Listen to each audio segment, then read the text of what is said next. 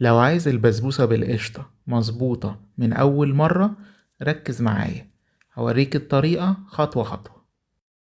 أول حاجة 2 كوب من السميد،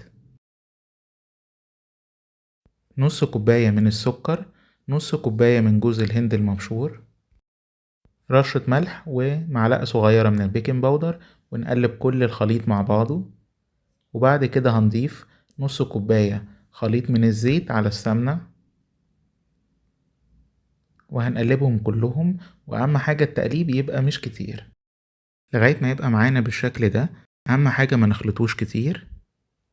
وهنضيف معلقتين كبار من القشطة،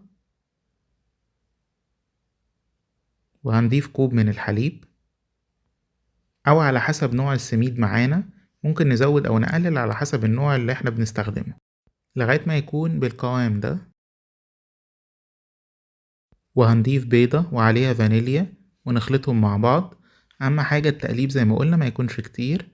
وهنجيب صينية مدهونة زبدة أو سمنة، وهنبتدي نضيف نص الكمية اللي عندنا، وهندخلها الفرن لمدة ربع ساعة على درجة حرارة 180. ولما بتخرج بنضيف عليها قشطة. طريقة عمل القشطة في رابط أسفل الفيديو ده. وهنسيبها لغاية ما تهدى خالص وتنشف. وبعد كده النص التاني هنضيف عليه معلقتين كبار من اللبن، ونقلبهم ونحطهم على الوش، وندخلها الفرن لمدة 10 دقايق. وممكن نديها برضو على الشواية من فوق تاخد لون لو ما خدتش معانا لمدة دقيقتين أو 3. ولما تطلع من الفرن هنحط عليها شربات الحلويات السخن، وطريقة عمله في رابط أسفل الفيديو. ولما تهدى نبتدي نقطعها، وممكن نزينها من على الوش بأي مكسرات. ومستني تعليقاتكم وتجربوا الوصفة وتقولولي عجبتكم ولا لأ. وياريت تشتركوا في القناة ولايك للفيديو.